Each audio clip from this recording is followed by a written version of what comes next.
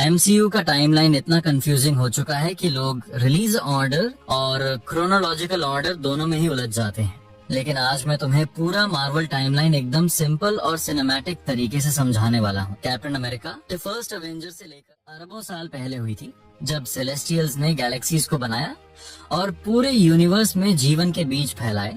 उन्होंने पृथ्वी पर इटर्नल्स को भेजा ताकि वो डिविएंट्स को खत्म कर सकें। लेकिन असली ट्विस्ट ये था कि पृथ्वी के कोर में एक नया सेलेस्टियल टियामुट जन्म लेने वाला था। हजारों सालों तक इटर्नल्स ने इंसानों को विकसित होते देखा, सभ्यताओं को बनते और टूटते देखा, युद्ध देखे, लेकिन कभी भी सीधे हस्तक्षेप नहीं किया। इसी दौरान अफ्रीका में एक मीटियोराइट गिरा जिसने वकांडा की नींव रखी।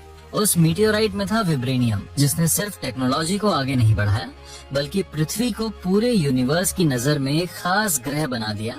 और यहीं से शुरू होती है एक ऐसी कहानी जो आगे चलकर एवेंजर्स के बनने से लेकर मल्टीवर्स के ढहाने तक पहुंचती है। अब कनेक्ट करते हैं आईज ऑफ वकांडा को। हमने हमेशा सोचा कि वकांडा दुनिया से छुपा हुआ था, लेकिन सच ये है कि वो हमेशा दुनिया पर नजर रख रहे थे, इतिहास के हर बड़े मोड़ पर। चाहे ट्रोजन वॉर हो या सेंट्रल अमेरिका के कॉन्फ्लिक्ट्स, वकंदन स्पाइस हर जगह मौजूद थे। उनका मिशन साफ था, चुराया गया वाइब्रेनियम किसी भी कीमत पर वापस लाना। यही वो लोग हैं जिन्होंने ब्लैक पैंथर की लेगेसी को सदियों तक सुरक्षित रखा। और यही कहानी सीधे जुड़ती है ब्लैक पैंथर वकांडा फॉरएवर से, जहां हमने देखा कि वाइब्रानियम के लिए दुनिया किस हद तक जा सकती है। लेकिन यहाँ एक और बड़ा रहस्य सामने आता है, कॉनलून। ये एक रहस्यमयी शहर है जो एक अलग आयाम में मौजूद है और 7 कैपिटल सिटीज ऑफ हेवन में से एक है। इसका द्वार हर 15 साल में सिर्फ एक बार चीन में खुलता है। और यहीं से शुरू होती है आयरन फिस्ट की कहानी, जिसे पहली बार हमने इसी रहस्यमयी दुनिया से जुड़ा हुआ देखा। यानी एमसीयू सिर्फ एक सुपर हीरो स्टोरी नहीं है, बल्कि यह एक ऐसी इंटरकनेक्टेड दुनिया है जहां हर रहस्य किसी बड़े सच की तरफ इशारा करता है। मॉडर्न एरा की शुरुआत होती है 1942 से, जब captain America the first Avenger में स्टीव रॉजर्स ने सुपर सोल्जर सीरम लिया और हाइड्रा। इसके बाद एजेंट कार्टर में पेगी कार्टर ने शील्ड की नींव रखी, जो आगे चलकर दुनिया की सबसे बड़ी सुरक्षा एजेंसी बनी। फिर 1990 के दशक में आती है कैप्टन मार्वल, जहां कैरल डैनवर्स को टेसरैक्ट यानी स्पेस स्टोन से शक्तियां मिली। यहीं पर उसने निक फ्यूरी को यह सिखाया कि धरती के बाहर सिर्फ दुश्मन ही नहीं बल्कि दोस्त भी मौजूद हैं। और इसी सोच से एवेंजर्स इनिशिएटिव की शुरुआत हुई।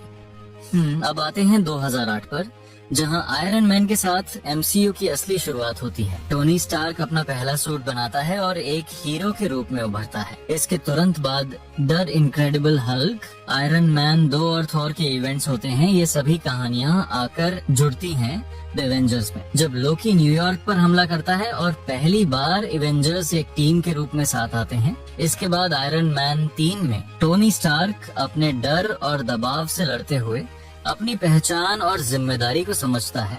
फिर कैप्टन अमेरिका शील्ड के अंदर छिपे हाइड्रा का सच सामने आता है, जो पूरी दुनिया को हिला देता है। इसी दौरान अंतरिक्ष में गार्डियंस ऑफ द गैलेक्सी की टीम बन रही होती है, जहां हमें Star Lord, Gamora, Drax, Rocket और ग्रूट की अनोखी टीम देखने को मिलती है। आई एम ग्रूट के मासूम पल, रेवेजर्स के साथ योंडू का कनेक्शन और थैनोस की बड़ी योजना की झलक, सब यहीं से शुरू होती है। फिर आता है अवेंजर्स एज ऑफ अल्ट्रॉन, जहां विजन का जन्म होता है और सोकोविया पूरी तरह तबाह हो जाता है। और यही घटना आगे चलकर सिविल वॉर की नींव रखती है। जब एवेंजर्स आसमान में एलियंस से लड़ रहे थे, उसी समय न्यूयॉर्क की गलियों में एक अलग ही कहानी चल रही थी, जो हमें नेटफ्लिक्स की सीरीज में दिखाई गई। Daredevil, Jessica Jones, Luke Cage और आयरन फिस्ट ने मिलकर द डिफेंडर्स बनाया और द हैंड नाम के एक प्राचीन संगठन को हराया।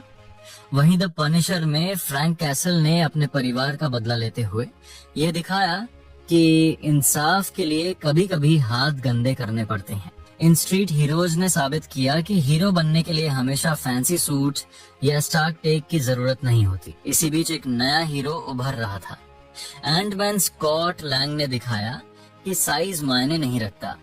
जब आपके पास क्वांटम टेक्नोलॉजी हो, हैंक पिम की विरासत और यह श्रिंकिंग पावर आगे चलकर पूरे यूनिवर्स को बचाने वाली थी। लेकिन अभी स्कॉट सिर्फ एक छोटा चोर था जो हीरो बनने की कोशिश कर रहा था। फिर आता है बड़ा मोड़, Captain America. Civil War Sokovia Accords की वजह से एवेंजर्स दो हिस्सों में बंट जाते हैं, एक तरफ टोनी स्टार्क और दूसरी तरफ स्टीव रोजर्स। इसी टकराव के बीच हमें दो नए चेहरे मिलते हैं, ब्लैक पैंथर जो अपने पिता का बदला लेने आता है, और स्पाइडरमैन होमकमिंग का हमारा फ्रेंडली नेबरहुड स्पाइडरमैन, जो दिखाता है कि बड़ी ताकत के साथ बड़ी जिम्मेदारी भी आती है। लेकिन कहानी यही नहीं रुकती। ब्लैक विडो में हमें दिखाया जाता है कि सिविल वॉर के बाद नताशा रोमानोफ कहाँ गई और कैसे उसने अपने पुराने रेड रूम के डर का सामना किया। वहीं जादू की दुनिया में डॉक्टर स्ट्रेंज में स्टीफन स्ट्रेंज एंशिएंट वन के मार्गदर्शन में मिस्टिक आर्ट सीखता है। एंशिएंट वन एक प्राचीन जादूगर थी जो सदियों से पृथ्वी को हर खतरे से बचाती आ रही थी, यहाँ तक कि 2012 में चितौरी आक्रमण के दौरान भी न्यूयॉर्क के कॉस्मिक साइड पर थॉर रग्नारॉक में असगार्ड का विनाश हो जाता है, जहाँ हेला थॉर का हथौड़ा म्योल्नर तोड़ देती है, असगार्ड को पूरी तरह नष्ट कर देता है। इन सभी घटनाओं ने उस विनाश की नींव रखी जिसे हम इन्फिनिटी वॉर के नाम से जानते हैं। इन्फिनिटी वॉर का वो मंजर याद है जब हमारे बंटे हुए हीरोज की हार ने आधी दुनिया को मिट्टी बना दिया था।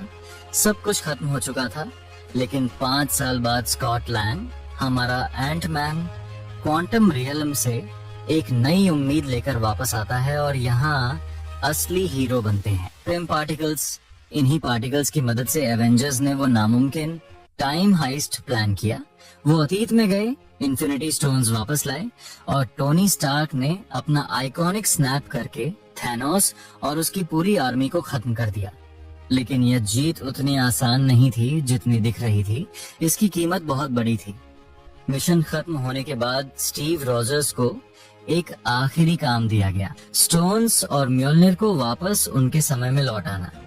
लेकिन यहीं एक ऐसी घटना हुई जिसने मल्टीवर्स का दरवाजा हमेशा के लिए खोल दिया। स्टीव अतीत में ही रह गया और उसकी वजह से एक नई टाइमलाइन ब्रांच बन गई, जिसने टाइम वेरिएंस अथॉरिटी का ध्यान हमारी अर्थ 616 पर खींच लिया। इसी दौरान एंड गेम के अतीत वाला एक लोकी वेरिएंट टेसरैक्ट चुरा कर भाग जाता है और यहीं से हमें पता चलता है कि इस पूरे खेल के पीछे ही हु रिमेन्स था। उसने सेक्रेट टाइमलाइन जेल की तरह बना रखा था ताकि उसके खतरनाक वेरिएंट्स यानी कैंग द कॉन्करर बाहर ना आ सकें। लेकिन जब सिल्वी उसे मार देती है तो यह संतुलन टूट जाता है। इसका असर हमें Ant Man and the Wasp Quantumania में देखने को मिलता है, जहां स्कॉट एक कांग को तो हरा देता है, लेकिन काउंसिल ऑफ कांग्स का खतरा सामने आ जाता है। अब लोकी गॉड ऑफ स्टोरीज बन चुका है और पूरी टाइमलाइन को संभाल रहा है। लेकिन खतरा अभी खत्म नहीं हुआ है। धरती पर को आगथा हार्कनेस के जरिए अपनी असली पहचान स्कारलेट विच का पता चलता है। वह डार्क होल्ड हासिल करती है और उसका दर्द रियलिटी की दीवारों को कमजोर कर देता है। इसी का नतीजा हमें स्पाइडरमैन नो वे होम में देखने को मिलता है, जब डॉक्टर स्ट्रेंज की एक स्पेल फेल हो जाती है और मल्टीवर्स पूरी तरह टूट जाता है। पुराने स्पाइडरमैन और खतरनाक विलेन हमारी रियलिटी में आ जाते हैं। एंटमैन की मौत और सबका पीटर को भूल जाना, ये सिर्फ एक हीरो की हार नहीं थी, ये एक नए अकेले पीटर पार्कर की शुरुआत थी। अब बिना स्टार्क टेक और अपने करीबियों के पीटर न्यूयॉर्क की गलियों में अपनी नई पहचान और नया रास्ता खोज रहा है। लेकिन जब पीटर अकेला हो रहा था, उसी समय दुनिया के अलग अलग कोनों में नए लीजेंड्स जन्म ले रहे थे। फेज 5 ने कहानी को और गहरा कर दिया। शैंग-ची एंड लेजेंड ऑफ 10 रिंग्स ने सदियों पुरानी 10 रिंग्स की ताकत दिखाई। मून नाइट ने हमें मिस्र के देवताओं के डर और रहस्य से मिलवाया और ब्लैक पैंथर वकांडा फॉरएवर ने नामोर को पेश किया, जिससे म्यूटेंट्स की एंट्री का संकेत मिला। यहीं शुरी ने नया ब्लैक पैंथर बनकर अपनी विरासत संभाली। धरती पर Echo, She Hulk, Attorney at Law and Mrs Marvel ने दिखाया कि हीरोज भी आम इंसानों की तरह परिवार, पहचान और जिम्मेदारियों से जूझते हैं। वहीं कॉस्मिक साइड पर guardians of the Galaxy wall 3 ने रॉकेट रैक्यून की इमोशनल कहानी के साथ ओरिजिनल टीम को एक भावुक विदाई दी। खतरा तब और बढ़ गया जब सीक्रेट इन्वेजन और द मार्वल्स ने स्क्रल्स और क्री के पुराने संघर्ष को फिर से सामने ला दिया। और सबसे बड़ा झटका, मोनिका रैम्बो का एक्समैन यूनिवर्स में फंस जाना। इससे साफ हो गया कि एक्समैन अब MCU का हिस्सा बनने वाले हैं। इस मल्टीवर्स कनेक्शन को डेडपूल और वोल्वरिन ने और भी बड़ा बना दिया, जहां फॉक्स यूनिवर्स को आधिकारिक रूप से MCU से जोड़ दिया गया और एगाथा ऑल अलोंग ने मैजिक के उस डार्क साइड को दिखाया जो हमें सीधे फेज 6 और आने वाले बड़े खतरे की ओर ले जा रहा है। यानी कहानी अब सिर्फ हीरोज की नहीं रही, अब ये पूरे मल्टीवर्स की जंग बन चुकी है। लेकिन दोस्तों, MCU सिर्फ धरती के हीरोज तक सीमित नहीं है। थॉर, लव एंड थंडर में हमें एटर्निटी से मिलवाया गया, एक ऐसी सत्ता जो पूरे यूनिवर्स का स्वरूप है और किसी भी इच्छा को पूरा कर सकती है। इसी दौरान हमें पता चला कि देवताओं का भी अपना एक शहर है, ओमनीपोटेंस सिटी, जहां ज़्यूस जैसे शक्तिशाली देवता रहते हैं। और ये तो सिर्फ शुरुआत थी। धीरे धीरे मार्वल ने यूनिवर्स के असली नियंत्रकों को सामने लाना शुरू किया। व्हाट इफ में हमने द वॉचर को देखा, जो हर टाइमलाइन पर नजर रखता है लेकिन सीधे हस्तक्षेप नहीं करता। और सबसे बड़ा खुलासा हुआ एगाथा ऑल अलोंग में, जहां लेडी डेथ यानी डेथ की पहचान सामने आई। इटर्निटी, डेथ और द वॉचर, ये कोई आम किरदार नहीं है, बल्कि ये मार्वल यूनिवर्स के असली एस्पेक्ट्स हैं जो पूरे मल्टीवर्स के संतुलन को नियंत्रित करते हैं। व्हाट इफ में हमें दिखाया गया कि एक गलत फैसला पूरे यूनिवर्स को राख बना सकता है और पहली बार एहसास कराया कि अर्थ 616 के बाहर भी अनगिनत मल्टीवर्स मौजूद हैं। वहीं से जन्म हुआ मार्वल ज़ॉम्बीज़ के उस डरावने ख्वाब का, जहां हमारे अपने ही हीरोज सबसे बड़े खतरे बन गए। और इस डार्क साइड को और गहरा किया वेयरवुल्फ बाय नाइट ने, जिसने साबित किया कि MCU के अंधेरे कोनों में आज भी असली मॉन्स्टर्स शिकार करते हैं। धरती पर स्टीव रॉजर्स के जाने के बाद सबसे बड़ा सवाल था कि वह आइकॉनिक शील्ड अब कौन उठाएगा। The Falcon and the winter soldier में सैम विल्सन ने साबित किया कि कैप्टन अमेरिका बनना सिर्फ ताकत नहीं बल्कि जिम्मेदारी है। उसने पॉलिटिक्स और रेसिज्म से लड़कर शील्ड को अपना बनाया। लेकिन लेगेसी यहीं खत्म नहीं हुई। आयरन हार्ट में रिरी विलियम्स ने दिखाया कि आयरन मैन की टेक्नोलॉजी को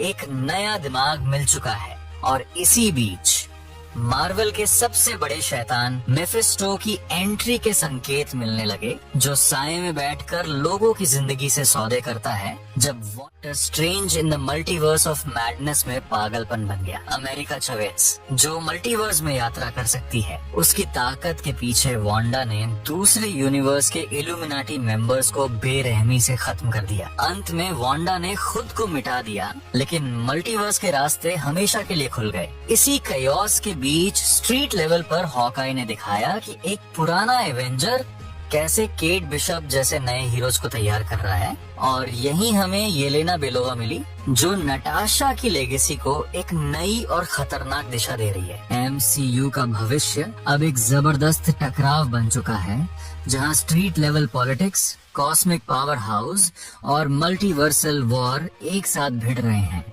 dare devil Born Again and Wonder Man जैसे नए प्लेयर्स स्ट्रीट लेवल को हिला रहे हैं। किंगपिन पूरे सिस्टम को कंट्रोल करने की कोशिश कर रहा है। सैम विल्सन कैप्टन अमेरिका बनकर ग्लोबल खतरों और रेड हल्क से लड़ रहा है। थंडरबोल्ट्स में सेंट्री जैसे गॉड लेवल पावर हाउस की एंट्री हो रही है। और दूसरी तरफ फैंटास्टिक फोर हमें एक अल्टरनेट 1960 के दशक की रियलिटी में ले जाकर फ्रैंकलिन रिचर्ड्स जैसे मल्टीवर्स क्रिएटर से मिलाता है, जिसका कनेक्शन सीधे डॉक्टर डूम की तबाही से जुड़ता है। इसी बीच स्पाइडरमैन पूरी तरह अकेला होकर भी कॉस्मिक लेवल पर इनकर्शन महसूस कर रहा है। म्यूटेंट्स का युग शुरू हो रहा है और हल्क की वापसी भी तय है। ये सब मिलकर हमें एवेंजर्स डूम्सडे की तरफ ले जा रहा है, जहां यूनिवर्सेस आपस में टकराएंगे। एवेंजर्स वर्सेस एक्स-मैन का महायुद्ध होगा और अंत में बनेगा बैटल वर्ल्ड, जहां गॉड एम्परर डूम राज करेगा। और यहीं से शुरू होगा सीक्रेट वॉर्स, जो MCU को हमेशा के लिए बदल देगा। तो असली सवाल यही है कि क्या कोई डूम को रोक पाएगा या नया म्यूटेंट सागा सब कुछ बदल देगा।